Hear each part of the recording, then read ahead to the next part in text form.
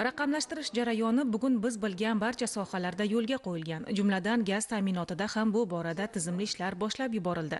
Fikrimiz avvalida xonadonlarda o'rnatilgan zamonaviy hisoblagichlar haqida to'xtalib o'tadigan bo'lsak, bugunga qadar viloyatning 303 mingdan ortiq tabiiy gaz iste'molchisi xonadonida aqlli hisoblagichlar o'rnatildi. Quvonarlisi, iste'molchilar navbatlarda turmay, tabiiy gaz uchun to'lovlarni onlayn amalga oshirib kelmoqda. Muhimi, ular e'tiborli va mas'uliyatli bo'lsa bas. Bugunga qadar mahallada ish jarayonlari yakuniga yetkazildi. Ta'kidlash lozim, hududda 361 ta aholi xonadonlari bo'lib, ularning tabiiy gaz ta'minoti 3 bosqichli tizimdan 2 bosqichli tizimga o'tkazilib, mavjud 3 ta gaz maromlash qurilmasi demontaj qilindi. Aholi xonadonlaridagi ma'nan eskirgan nostandart gaz jihozlari zamonaviy energotejamkor gaz yondirgichlariga almashtirildi. 5 kilometrdan ortiq gaz quvurlari rekonstruksiya qilindi. 2 kilometrga yaqin yer usti gaz quvurlari esa tartibga keltirildi. Jarayonlarni amalga oshirishda 100 dan ortiq xodimlar, 20 ga yaqin maxsus texnikalar jalb etildi.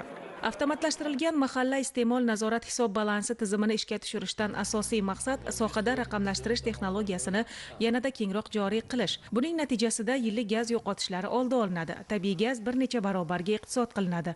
Ta'minot esa yaxshilanadi. Jarayonlar viloyatning boshqa hududlarida ham davom etar ekan, bu bilan tabiiy gaz inson omilisiz bir me'yorda yetkazib beriladi. E'tiborimizni G'ijduvon tumaniga qaratsak, bugun ushbu hududda 45 mingdan ortiq tabiiy gaz iste'molchilari istiqomat qiladi.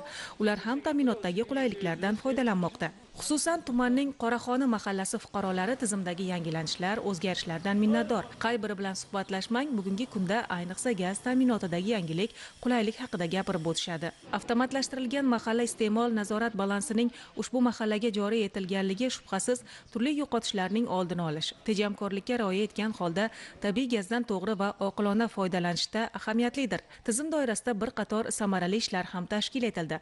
Ayniqsa, tabiiy gaz ta'minotining 3 bosqichli tizimdan 2 bosqichli tizimga o'tkazilib, mavjud gaz maromlash qurilmasi demontaj qilindi.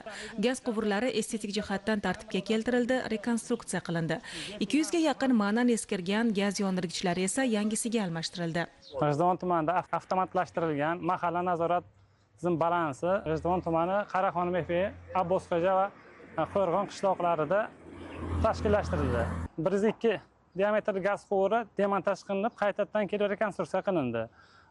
Bundan tashqari 1450 metr 57 mm gaz quvuri qayta rekonstruksiya qilinib, ko'chada yangitadan bo'yoqlash ishlari olib borildi. Shu maqsadda bu yerda jami 4760 metr gazoprovod qaytadan rekonstruksiya qilinib, montaj qilinib, bo'yoqlash ishlari olib borildi. Hamda 5 ta GMP demontaj qilinib, bitta yangi GMP Ruduk 100 yuqori va o'rta bosimli GPga almashtirildi.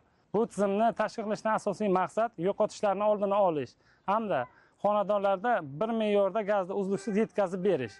Bugun mahallaning qaysi bir xonadoniga kirmang, tabiiy gaz ta'minotining uzluksiz yetkazib berilayotganligi hamda iste'molchilarning raqamlashtirish tizimidan to'g'ri foydalanayotganligini ko'rish mumkin. Mahallaning ko'rkiga ko'rk qo'shilgan, farovonlik va aholining turmush tarzini yaxshilash maqsadida qilinayotgan bu kabi tizimli ishlar iste'molchi madaniyatini shakllantirishda, energiya resurslaridan to'g'ri foydalanishga xizmat qiladi.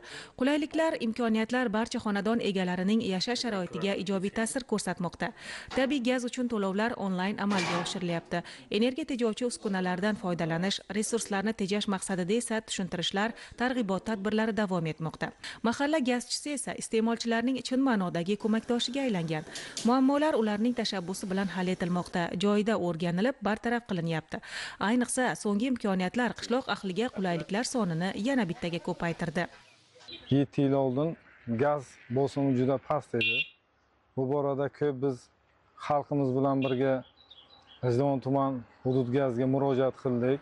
Xalq nomidan so'ngra kelib 2025-yilning boshidan boshlab Buxoro viloyat gaz xodimlari, G'ijduvon tuman hudud gaz xodimlari bizni Qaraxoni mahalla fuqarolari yig'ini Abbosxo'ja va Qo'rg'on qishloqlarini tanlab olib, bu yerda katta ko'lamli ishlarni bajardilar. Xonadonlarimiz, uy bekalarimiz barchalar xursand, mamnun. Bizni Qaraxoni mahalla fuqarolari yig'inida 3800 ga yaqin fuqaro, 650 ta xonadon mavjud bo'lib, bizni Qaraxoni mahalla fuqarolari yig'inimizda hozir 2 ta qishlog'imiz to'liq raqamlashtirildi.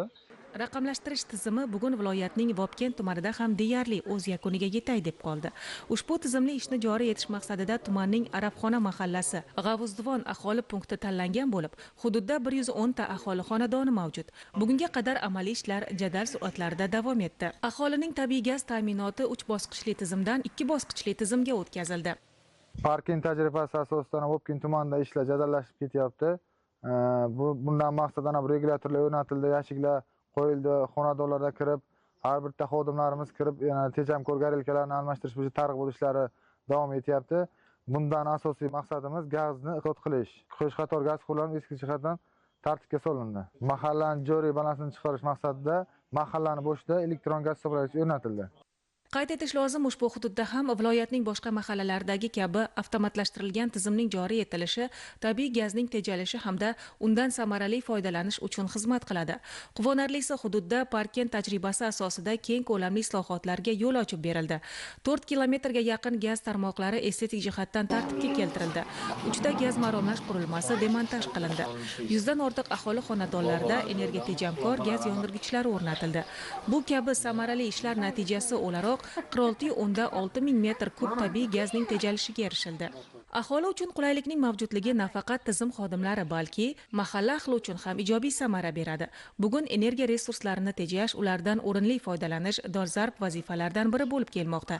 Joylarda aynan Parkent tajribasining joriy etilayotganligi gaz ta'minotini tejash bilan bog'liq boshqa bir qator muammolarning bartaraf etilishi uchun asosdir. Bevosita Arabxona mahallasida bo'lganimizda aholi tomonidan tizim xodimlarining bu boradagi mehnat faoliyati e'tirof etildi. Avtomatlashtirilgan mahalla iste'mol nazorat hisob balansining tizimga tatbiq etilishi shubhasiz tashkilot va iste'molchilar uchun qulayliklarning yanada oshishiga xizmat qiladi. Bugunga qadar tizim doirasida viloyat bo'yicha 55 kilometrdan ortiq gaz quvurlari estetik jihatdan tartibga keltirildi. 6 kilometrga yaqin yer osti gaz quvurlarining holati tekshirildi. 30 ta gaz maromlash qurilmasi demontaj qilindi. Buning natijasida esa tabiiy gaz ta'minoti 3 bosqichli tizimdan 2 bosqichli tizimga o'tkazildi. Jarayonlar so'ngida gaz quvurlari, gaz maromlash qurilmalari bo'yoqlandi. Har bir iste'molchining iste'mol madaniyatini shakllantirish maqsadida esa tushuntirishlar olib borildi.